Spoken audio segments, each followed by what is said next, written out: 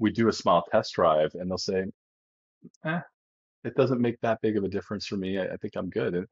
And that's okay. And that's powerful because imagine having gone through this whole process, the expense involved, and not loving it, right? And so that's again, even knowing that, hey, maybe this isn't what I want, or this isn't the right thing for me, or giving the ability to communicate with me what their vision is based on what we've designed and be able to see, okay, is it possible to get what you want? I mean, even today I had a patient who pulled up a picture of Heidi Klum and said, I want her smile. And I had to tell the patient, I said, your smile's never going to look like that because your lips and mouth are very, very different. And even if I design the Heidi Klum teeth, it's not going to work for your smile. And so the smile test drives are very powerful communication tools for us to make sure we're aligned on what we're doing, what we're creating, and on what the expectations could be for that final result. One of the great things about the technology that I use is the ability to visualize a smile makeover. So we have several ways of doing a smile test drive for people. So we can do it digitally, create a digital simulation, and let people, get an idea of what their smile could look like, which is great. I think it's super effective and helpful. And then for others that like are more touchy-feely and they need to see it in their mouth, we can actually do a smile test drive over the top of their existing teeth to give them an idea of what we're able to do. And I think it's just a great way for people to kind of kick the tires before they buy the car, right? Just understand what the impacts will be for them. And it's always amazing to me how often a patient is just not sure and do I really want to go through with this? And then we do a smile test drive and they see what it looks like and the impact it has on them. And they're like, when can we start? Right? It's just, it's so meaningful to actually be able to visualize what that is going to be for them. When I'm going into a smile design and creating a smile simulation, I interview the patient first, and I want to hear from them what their vision is and understand how they see a smile and what they see as a beautiful smile.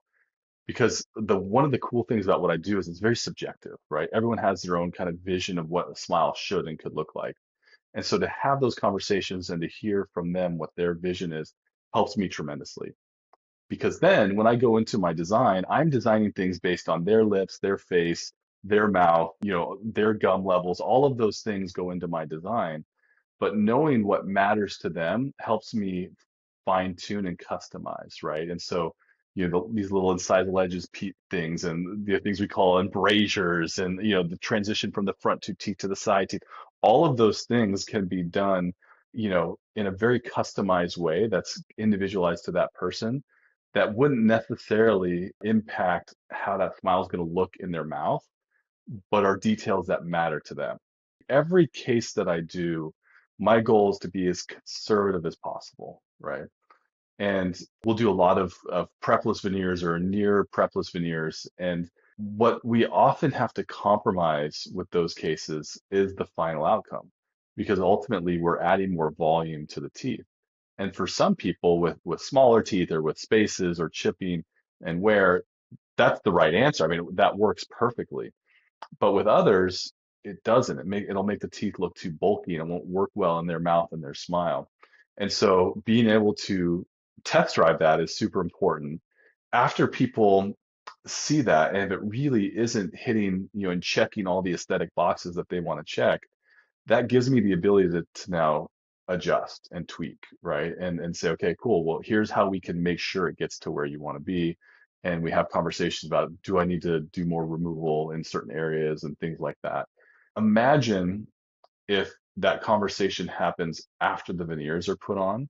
It's a very different conversation, right? And so those are things that we want to identify early on, and we want to make sure we're getting perfect out of the gate. Otherwise, it could be very detrimental. And it's really unfortunate how often I have patients in my practice who have just had veneers done and are now having these issues. And had it just been communicated earlier on or planned earlier on, that would have been avoided. And now it's a lot more difficult to actually fix it and make it right after it's already been done. One of the cool things about what I do with both with my digital smile design process and my virtual consultation process is I can make it very easy and non-invasive for patients to be able to visualize what's possible.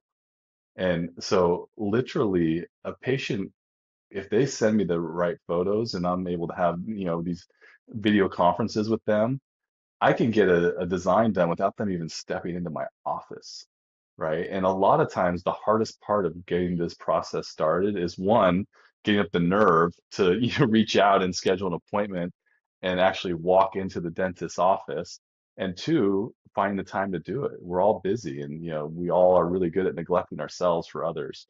And so, by eliminating those barriers and using technology to connect with people sometimes asynchronously, right? To be able to make sure that we can connect on their time, it makes a huge difference. I can't tell you how many, virtual consultation things come into me at like 2 o'clock in the morning, right? It's because like, that's when they actually had a minute to think about themselves and they're like, okay, I gotta do this now. And they'll send me the photos and things.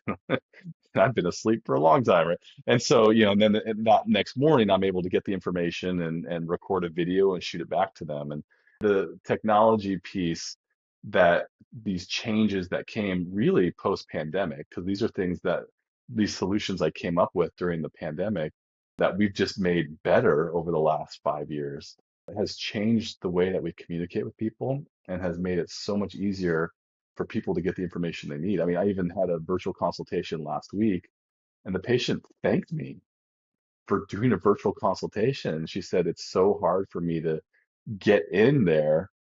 The fact that you do this makes a big difference for me. Thank you for doing it. And for me, it's like, this is why wouldn't I do this? But I don't think everybody's comfortable with it. And there are different challenges from my standpoint, but we've learned how to manage those and mitigate them significantly.